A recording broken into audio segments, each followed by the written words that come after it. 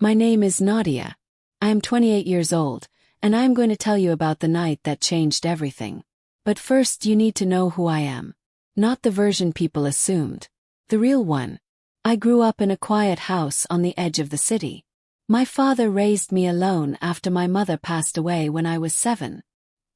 He was a man of very few words, but every single thing he did carried intention. He was always busy, always working. But every evening, no matter how tired he was, he would sit beside me at the kitchen table, look me in the eye and say the same thing. Nadia, your name means hope. Don't let anyone take that from you. I was too young to fully understand what he meant. I understood it completely the night my own husband tried to destroy me in front of 500 people. I am not a flashy person. I keep my hair simple, I do not wear expensive things to prove anything, and I do not walk into rooms expecting people to notice me. I studied business in university, graduated near the top of my class, and then quietly chose a job at a small foundation that helped children in communities that had been forgotten. Did not pay a lot. It was not impressive to most people. But it was mine and it meant something deep to me. When people asked what I did for a living, I said I worked in community development. Some smiled politely. Others lost interest within seconds. That was fine.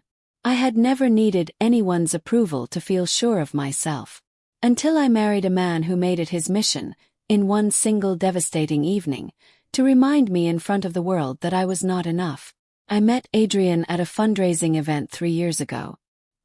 He was tall, confident, easy with his smile, and completely comfortable in a crowded room.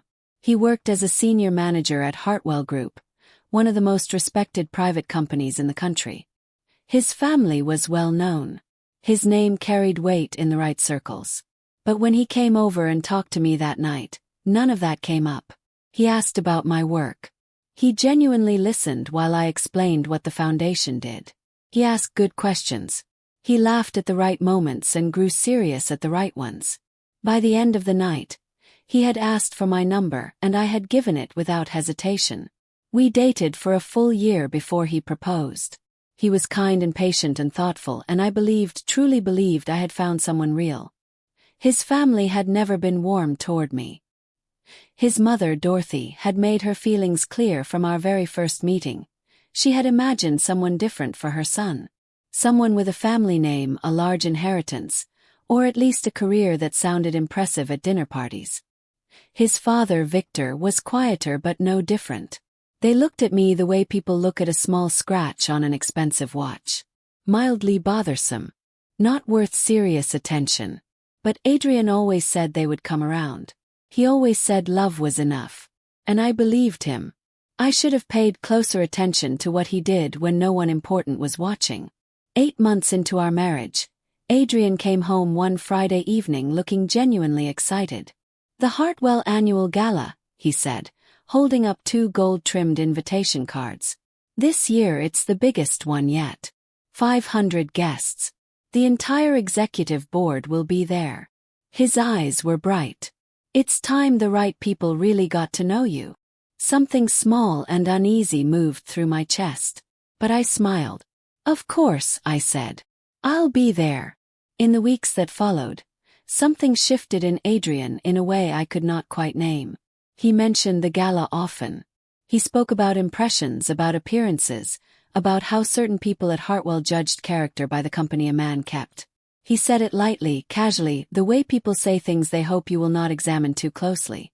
Once, when I told him I planned to wear my simple navy dress, he paused just a moment too long before saying, "That's fine." Another time, when his mother called and he came to find me afterward, he sat across from me and said carefully, "My parents are worried that you might feel out of place at the gala. Maybe it would help if you let them take you shopping." I looked at him for a long moment. "I will wear what I choose," I said quietly. He nodded. He dropped it. But the air between us had changed. I almost did not go. I almost invented a work emergency and stayed home. But something stopped me. A feeling I could not fully explain. Like this particular night mattered. Like something important was waiting on the other side of it. So I pressed my dress, put on my simple pearl earrings, and I went. The ballroom was extraordinary. Crystal chandeliers hung from a ceiling so high it felt like the night sky. Hundreds of guests filled the room in expensive suits and elegant gowns. Waiters moved silently between tables carrying polished silver trays. Soft music drifted from a live quartet in the far corner. Adrian moved through the crowd with the relaxed confidence of someone completely at home. He greeted people warmly, shook hands, laughed easily. I stayed close beside him, smiling when spoken to, which did not happen often. We were seated at the main family table near the stage. Dorothy and Victor were already there, along with Adrian's uncle, 2 family friends, and a woman named Sylvia. A woman I had come to understand was Dorothy's quiet, preferred choice for her son. Beautiful in the precise, deliberate way of someone who had planned every detail of how she appeared, Sylvia greeted Adrian with real warmth and greeted me with a glance. Adrian did not seem to notice.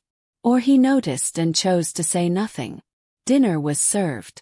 Conversation flowed around the table for everyone except me. They spoke about investments, business travel, properties overseas. I listened carefully, ate slowly. I waited for something, though I did not yet know what. Then Adrian reached for his glass. "I'd like to say something," Adrian announced, rising to his feet. The table went quiet. Nearby tables turned. He straightened his jacket. His voice was steady and easy and rang clearly through the soft noise of the room. He looked like a man utterly certain of himself. And in that moment, I understood with a cold and sinking clarity that whatever was coming, he had prepared for it. "This company means everything to me," he began. "Everything I am professionally, I owe to Hartwell and to this family." He smiled around the table with practiced warmth. "I have always believed that the right life requires the right foundation, the right people, the right standard." He paused for just a beat. "Which is why I have to be honest tonight, in front of the people who matter most to me." My fingers tightened slowly around the stem of my glass. "I married Nadia because I believed she could grow into this world," he said, turning to look at me with an expression that was almost apologetic. "Almost, but not quite. She is a good person, genuinely kind. But good intentions do not build legacies." He glanced at his father briefly, then looked back at me. "The truth is, she has never belonged in a room like this one. I have tried and she has tried, but some people are simply built for a different kind of life." The silence that spread from our table was complete and terrible. "She works for a small charity," he continued, his tone turning almost gentle, which somehow made it worse. "And that is admirable in its own way. But this table, this company, this circle, it requires more than a kind heart and good intentions. It requires standing. It requires a name that means something." He looked directly at me. "And I have to be honest. She has neither." Several nearby guests had turned fully to listen. Some looked uncomfortable. Others, I saw this with sharp and painful clarity, were nodding slowly. Dorothy sat perfectly still with the composed expression of a woman watching a plan she had long approved of finally come to pass. Victor folded his hands on the table. Sylvia looked away with the careful neutrality of someone pretending not to enjoy themselves. And I sat in the center of 500 people and looked at my husband. My husband. The man who had asked me to build a life with him. The man who had sat across from me at a kitchen table and asked good questions and laughed at the right moments. The man whose hand I had held while we exchanged vows in front of everyone we loved. He met my eyes for one brief moment and then looked away. That was the moment I understood everything completely. I did not cry. Not right then. I sat with a straight back and steady hands. I felt the warmth rising in my face. I felt the way certain guests avoided my eyes while others watched with a particular expression that is part pity and part entertainment. Sylvia quietly refilled her glass and smiled at nothing specific. I breathed slowly and kept my hands still. Then Adrian spoke again. "I say this with respect," he said, as if the words were a kindness. "You are not a nobody, Nadia. You are just not this." He gestured around the room, And in that single gesture he condensed everything his family had whispered in corners for 8 months into one clean, public, undeniable verdict. Something in me broke open. Not with tears. With absolute clarity. "I have sat beside you quietly for 3 years," I said. My voice was calm. Even. The table stilled completely. "I attended your events, listened to your family's opinions, and smiled through every conversation in which I was made invisible. I have never once asked for your approval or your family's." I set my fork down gently on the plate. "But I will not sit here and be spoken about as if I am furniture." Adrian blinked. "You do not know who I am," I said simply. He let out a short, uncomfortable half-laugh. "Nadia, I think after 3 years. You only ever knew what I allowed you to see," I said. "Because I wanted to be loved for exactly who I am. Not for anything else attached to my name." I reached for my phone. "I am going to make one call. And after that, you and I can have a very different conversation about nobody." I stepped away from the table and walked to a quieter corner of the ballroom near a tall window. My hands were steady. My heart was beating fast, but my mind felt completely clear. I dialed a number I had not needed to dial in this way in a very long time. Not because we were distant, we spoke every week, every Sunday without fail. But I had asked him long ago to keep his distance from this part of my life, to let me build something real on my own. To let Adrian and his family see only me. Nothing else attached to my name. He had respected that completely. For 3 years. He picked up on the second ring. "Nadia." His voice was warm and familiar and immediately grounding. "Dad," I said softly. "I need you to come." Brief pause. "Are you hurt?" I pressed my fingers against my cheek for a moment. "Not the way you mean. But yes." Another pause. Shorter this time. "Send me the address." I sent it. I walked back to the table. Adrian glanced at me when I sat down. His expression unreadable. He was already in quiet conversation with his father. Sylvia had moved her chair slightly closer to his end of the table. I said nothing. I sat quietly and I waited. 20 minutes passed. The gala continued around us. Speeches were delivered, glasses were raised. The room hummed with its usual confidence and noise. A senior director from Hartwell's executive board stood at the podium and spoke about the company's plans for its largest expansion in 30 years. "This next chapter," he said proudly, "is made possible by our principal investor. A silent partner who has believed in this company from its very beginning and continued to support it through every difficult season." And then the main doors of the ballroom opened. A man walked in. He was not young, but he carried himself with a kind of ease that comes from a person who has never once questioned their right to be in any room. His suit was dark and simple. His face was entirely calm. His eyes moved immediately across the crowd until they found me. He walked across that enormous ballroom as if no one else was in it. Conversations around us began to slow. Heads began to turn. I saw the director at the podium stop mid-sentence and look up with an expression I had rarely seen on a powerful man's face before. Genuine surprise. Followed by something very close to deep respect. The man stopped at our table. He looked only at me. "Nadia," he said quietly. "Dad," I answered. The table went completely still. Adrian stared at the man, then at me, then back at the man. Dorothy's composure cracked, just slightly at the edges. Victor sat forward slowly. "I'm sorry," Adrian said carefully. His voice uncertain in a way I had never heard from him before. Do I know you?" My father turned to him. His expression was not rude. Was not angry. It was simply completely certain of itself. "My name is Patrick Weston," he said. Somewhere behind us, the director at the podium quietly dropped his notes onto the floor. The silence that followed was total. Not a single fork moved anywhere near our table. Adrian rose halfway from his chair. He stopped. Sat back down slowly. "Patrick Weston," Victor repeated the name quietly, as if rearranging his entire understanding of the evening around it. The Patrick Weston, founder of Weston Capital. Yes, my father said simply. Weston Capital was the private investment firm that held a 26% stake in Hartwell Group. The firm whose continued backing had made the company's entire upcoming expansion possible.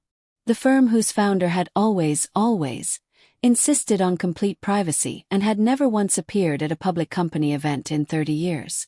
Until tonight. Victor rose fully from his chair now. The color had left his face entirely. You are the silent investor, he said, barely above a whisper. I am, my father replied. And that woman, he continued, each word landing separately and heavily, that your son spent this evening publicly humiliating in front of 500 guests, calling a nobody, claiming she had no standing, no name worth knowing, is my daughter. The sole heir to Weston Capital. The ballroom erupted in hushed, rushing whispers.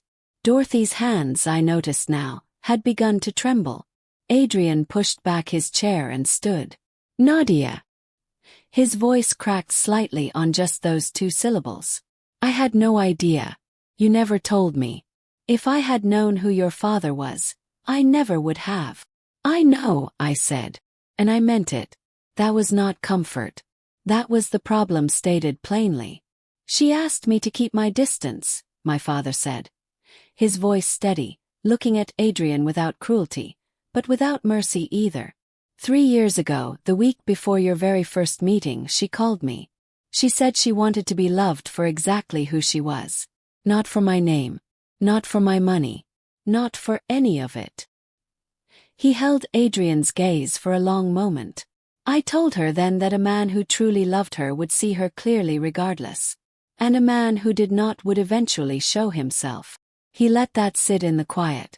Tonight, he said simply, I have my answer. Adrian looked at me. His eyes were full. Real regret lived in them. I could see that plainly, and I want you to know I did not doubt it. But regret that arrives after a verdict has been delivered in front of 500 people is not the same as the protection that should have come before it. Dorothy looked down at the table. Victor sat back in his chair like something structural inside him had quietly given way. You told this room that my daughter had no substance, my father said, turning now to Adrian directly, each word unhurried. You told 500 people she did not belong here, that she had no standing, no name. He paused. This building, this gala, and Hartwell's next 10 years of growth exist because my firm kept this company standing through 3 consecutive years of serious financial losses. From 2020 to 2023. I have every document available to confirm that, should anyone wish to review them. From across the room, the director said quietly but clearly, that is entirely and completely correct. I stood up. Not quickly. Not with any performance. I simply stood, smoothed my dress, and looked around the table one final time. I looked at Dorothy, whose composed certainty had crumbled entirely. I looked at Victor, whose proud, straight shoulders had curved quietly inward. I looked at Sylvia, who had discovered a deep and urgent fascination with the pattern on her dessert plate. And then I looked at Adrian. His face was open in a way I had never seen it before. And then, the confidence entirely gone, replaced by something raw and real and completely, irreversibly too late. Part of me, the part that had loved him honestly and patiently for 3 years, that had sat beside him at kitchen tables and built plans and believed in us, felt the weight of that. I want you to know I felt it clearly. There was no joy in that moment. None at all. But there is a difference between regret and choice. And Adrian had made his choice when it mattered. He had stood up in a room of 500 people, with a microphone and a prepared speech, and chosen his family's approval over my dignity. That was not a slip. That was a decision. I never needed your family's acceptance, I said. My voice was calm and carried no anger.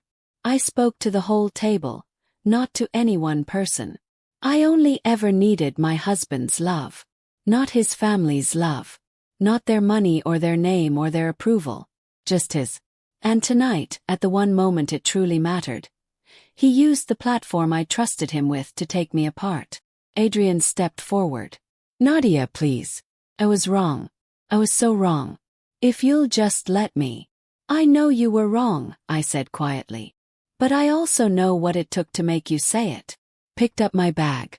My father offered me his arm without a word. Took it. We walked out of that ballroom together. Through 500 people who had gone completely still. Past the crystal chandeliers and the white-covered tables and the live music that had long since stopped playing. Every eye in that enormous room followed us to the door, and not one single voice followed us with it. Just before we reached the exit, I stopped. I did not turn around. I spoke to the room behind me, to all of it, to every person who had heard my husband call me a nobody and said nothing in return. You heard a man tell this room I had no standing tonight, I said. What he did not know is that I made a choice 3 years ago to walk into his life carrying nothing but myself. No name. No inheritance. No insurance policy. I let that sit in the quiet for a moment.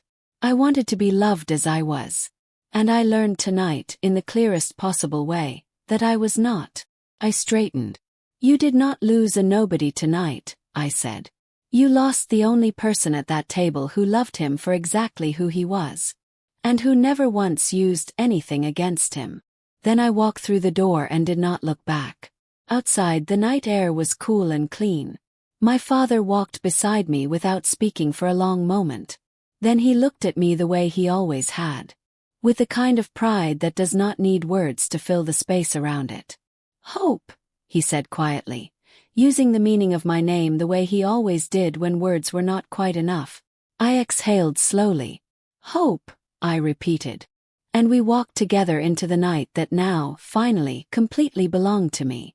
Some people are so afraid of your quiet strength that they mistake your silence for weakness. The moment you stop performing smallness for people who were never going to see you clearly anyway is the moment you finally understand. You were never the problem. You were the gift they did not deserve.